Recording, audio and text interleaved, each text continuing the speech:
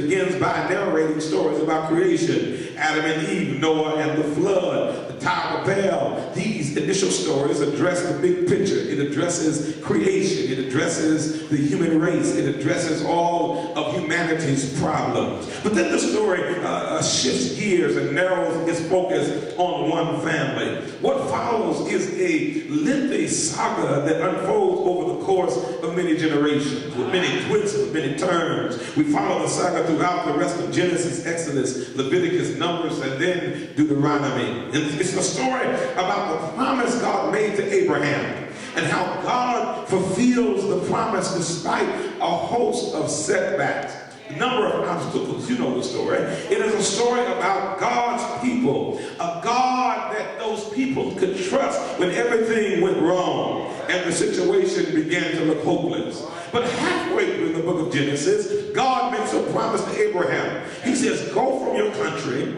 and from your kindred and from your father's house to the land that I will show you. Can I preach? He said, I will make you a great nation. I need 10 people. I shall make nations out of you, and kings shall spring forth. Since we're here, we might as well have church. Kings shall, if I drove through the snow, I'm going to have church.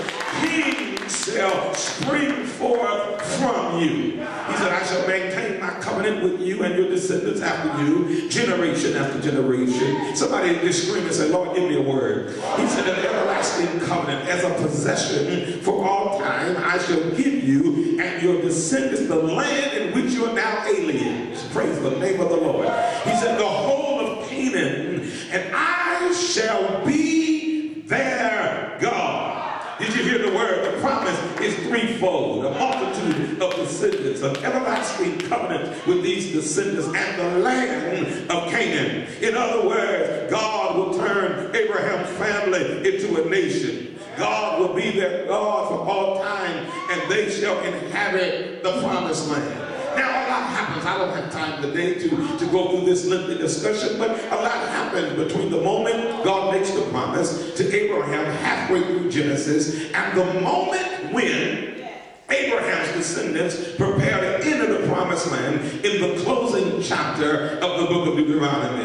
Between the promise and the fulfillment, that is the in-between time. The Torah narrates a number of lengthy and detailed stories. Number one, the story about Abraham and Sarah. You know the story of the promised child, Isaac, and then Rebekah. Then he begins to talk about Jacob, Leah, Rachel, and their 12 sons. Then the sojourn into Egypt, Pharaoh's enslavement of Abraham's descendants, Moses, the exodus from Egypt, the wilderness experience, the covenant at Sinai, and then the law. Throughout this story, the theme of promise and the fulfillment is central, not to the big drama, but to many of the individual stories as well. And many of these individual stories dramatize the intensity, the theme of the promise, and the fulfillment of the adding of a third element. Stay with me. A threat to the promise, an obstacle to the fulfillment. If you read this, every time God sends a promise, there's going to be an in-between time. Then every time you get a revelation, then comes affliction. God Almighty, that wasn't in my notes. Every time God speaks and gives you revelation of something, immediately there's going to be affliction because of your revelation. Whenever God speaks, there's going to be an attack. There has to be an attack, because if there's not an attack, it means there will be no obstacle or no in-between place. God will use the devil to get you where he wants you to be for a night. But joy is coming in the morning. I believe, tell your neighbor, I believe that God promised you spiritual power. He never told you you would not be defeated. But what he told you is that when you're down, you have the power to get up again.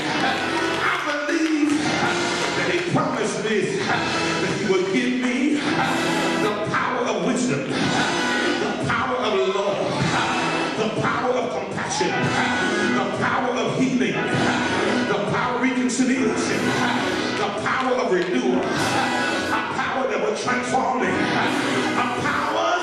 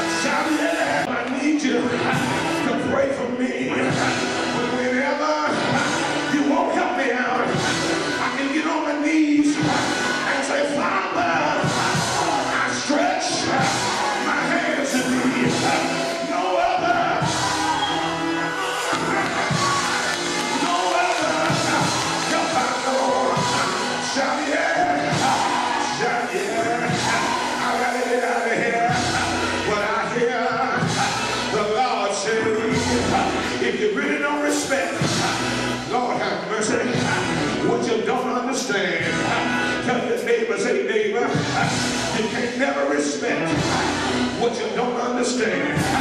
Tell somebody else you can never respect what you don't understand. Without understanding, you cannot have obedience. Without understanding, you can't have respect. So God sends you through the wilderness to get you to understand who he really is. If God gives you a word and then immediately gives you a manifestation, you would respect the blessing you got. Oh Lord, can I preach? I'm a preach anyway. The in-between days, and when you come out, you won't need nobody else to praise God for you. You'll be like the children of Israel. Been there, done that, and I know it can. Shake 3 people's hands and tell them I know it can. I know it can deliver. I know it can heal. I know it can make a way. I know he is a friend. I know he is a family. I know that the Lord can, because he brought me. Yes, he brought me out of the wilderness. Yes, yes, oh yes. Is there anybody here that needs the Lord to bring you out? Is there anybody that ain't afraid to tell you that I've been in the wilderness? I've been in between my word and my promise. I need some faithful folks that can wave their hand and say, I'm praising when I didn't have it. I stay faithful when I didn't understand. Lord, I stayed in between the word and the promise. Is there anybody that's ready to come out? Raise your hand and say, Lord, I'm ready to go into my land of promise. I'm ready to walk out of the wilderness with my hands up. I need 10 people to raise your hand and say, Lord, I learned my lesson.